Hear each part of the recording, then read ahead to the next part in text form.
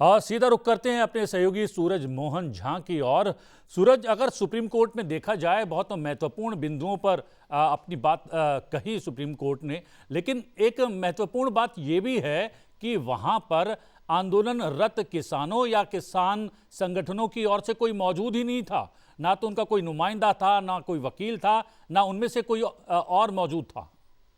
बिल्कुल प्रतिबिंब, supreme court ने आज जो दिशा निर्देश दिए हैं, जो किसान आंदोलन चल रहा था, जो 3 महत्वपूर्ण अधिनियम हैं कृषि से जुड़े हुए को लेकर, उस पर बात करूंगा। उससे पहले मैं आपको बताना चाहूँगा जो अभी ताज़ा घटनाक्रम चल रहे हैं सरकार की तरफ से, जो ये 3 अधिनियम हैं उनको लेकर वो किस तरह से किसानों के हितकर हैं और किस तरह से उसका फ़ायदा होने जा रहा है, इसको लेकर अभी कृषि मंत्री नरेंद्र सिंह तोमर, वाणिज्य मंत्री पीयूष गोयल और भारतीय जनता पार्टी के महासचिवों की महत्वपूर्ण बैठक चल रही है, जिसमें गृह मंत्री अमित शाह मौजूद है। ये बताता है कि सरकार के लिए और खासतौर से सत्तारूढ़ भारतीय जनता पार्टी के लिए ये तीनों विधेयक जो अधिनियम बन चुके हैं वो कितने महत्वपूर्ण हैं। सरकार की तरफ से और भारतीय जनता पार्टी की तरफ से पूरी कोशिश की जा रही है कि जनता के बीच में, खासतौर से किसानों के बीच में जाया जाए और उन्हें बताया जाए कि जो ये 3 विधेयक आए हैं इससे किसानों को आर्थिक मदद तो होगी, साथ में जो परंपरागत एक ढर्रा था खेती का और जिससे प्रधानमंत्री मोदी ने भी कहा था कि किसानों की आय दोगुनी होनी चाहिए, उस और एक ये दिशा है। ये जो कानून है व्यापार और कृषि को जोड़ने वाला है और इसके बारे में जो भ्रम फैलाए जा रहे हैं वो दूर हो, इसको लेकर हमने देखा है कि किसान सम्मेलनों को लेकर जिलेवार कार्यक्रम भी किए जा रहे हैं। प्रधानमंत्री भी अभी किसान सम्मेलनों को संबोधित करेंगे और एक पुस्तिका भी निकाली गई है, अन्नदाता को समर्पित मोदी सरकार, ये भी बांटे जाएंगे। तो ये कुछ ऐसे घटनाक्रम है जो इस जो 3 कानून हैं जो कहीं ना कहीं कृषि और किसानों को मजबूत करने के लिए लाए गए हैं, जैसा सरकार कह रही है। तो जो और ये संसद से पारित हैं प्रतिबिंब, इन संसद से मंजूरी मिलने के बाद जो कानून बने हैं किस तरह से फायदेमंद है, इसको लेकर सरकार और भाजपा काम कर रही है। अब मैं आना चाहूंगा उच्चतम न्यायालय के आज के दिशा निर्देशों को लेकर, जो इन 3 कानूनों और की वैधता को लेकर और जो किसानों का एक आंदोलन चल रहा है और जिसने राष्ट्रीय राजधानी को पूरी तरह से एक तरह से कहें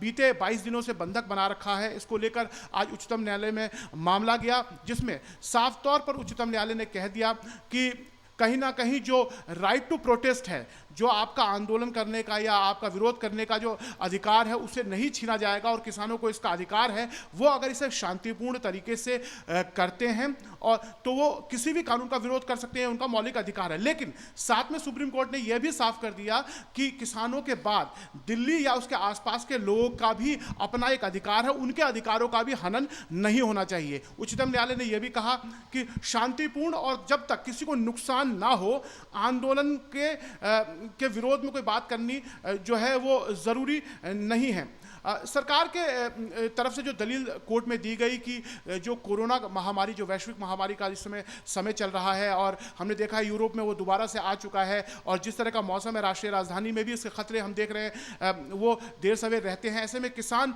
बगैर फेस मास्क के या बगैर किसी सोशल डिस्टेंसिंग के आंदोलन कर रहे हैं, तो कहीं ना कहीं जब वो वापस अपने राज्यों में जाएंगे तो इसका जो है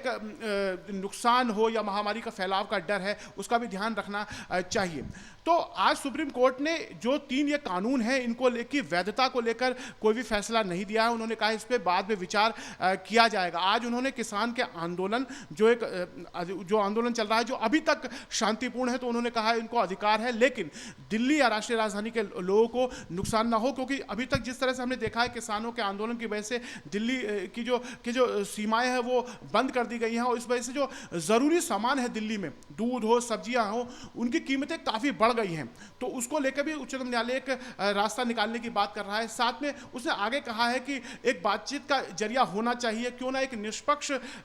जो है कमेटी या समिति बनाई जाए जिसमें विशेषज्ञ शामिल हो, सरकार हो, किसान हो, और फिर कोई फैसला लिया जाए। प्रतिबिंब, लेकिन सुप्रीम कोर्ट आंदोलनरत किसानों या फिर किसान संगठन के नेताओं की राय, उनका पक्ष भी सुनना चाहती थी, लेकिन ना तो किसान संगठन के कोई नेता वहां पर मौजूद थे, ना उनके कोई नुमाइंदे थे, ना वहां पर उनके वकील ही मौजूद थे। बिल्कुल प्रतिबिंब जी, ये साफ देखने को मिला। जब से ये आंदोलन चल रहा है 22 दिन से, हम देख रहे हैं कि किसानों ने पहले बात हुई कि 3 कानूनों से एमएसपी को लेकर काफ़ी शंकाएं जाहिर की गई थी। सरकार की तरफ से जो बैठकों का दौर चला तो उसमें सरकार लिखित तौर पर एमएसपी को के लिए वायदा करने को तैयार थी। उन्होंने कहा हम लिखित तौर पर इसका देते हैं, लेकिन उसके बाद दूसरी मांग उस पर तीनों कानून को निरस्त करने की ही मांग कर दी गई। तो एक अलग तरह का हम वो देख रहे हैं। फिर प्रतिबिंब जी, हम देख रहे हैं कि यहाँ पे किसान संगठनों के नाम पे कोई एक संगठन नहीं है, बहुत सारे संगठन हैं। पहली तो पूरा अखिल भारतीय इसमें किसान नहीं है, खासतौर से पंजाब, हरियाणा और पश्चिमी उत्तर प्रदेश के कुछ संगठन हैं। ऐसे में सभी किसान संगठनों का अपना अपना है। उत्तर प्रदेश के जो किसान हैं उनकी अलग मांगे होती हैं। पिछले दिनों हमने देखा था उसमें से एक गुट सरकार से राजी भी हो गया था और इस कानून का विरोध नहीं कर रहा था, वो मात्र एमएसपी पे ही सरकार से आश्वासन चाह रहा था। अभी हमने आज देखा है हरियाणा के जो किसान हैं वो कह रहे हैं कि जब बात किसान एकता की जा रही है, किसानों के हितों की जा रही है, तो क्यों नहीं हरियाणा और पंजाब के किसानों के बीच में जो सतलुज के पानी को लेकर विवाद है उसे भी इसी जो लगे हाथ 3 विधेयकों, ये जो अधिनियम है कृषि से जुड़े, उसके साथ उस पर भी कहीं ना कहीं एक फैसला हो जाए और किसान आपस में सामंजस्य बना ले और जो विरोध दशकों से चला रहा है वो दूर हो। तो काफी तरीके की बातें हैं। अब उच्चतम न्यायालय में किसान नेताओं का ना जाना कहीं ना कहीं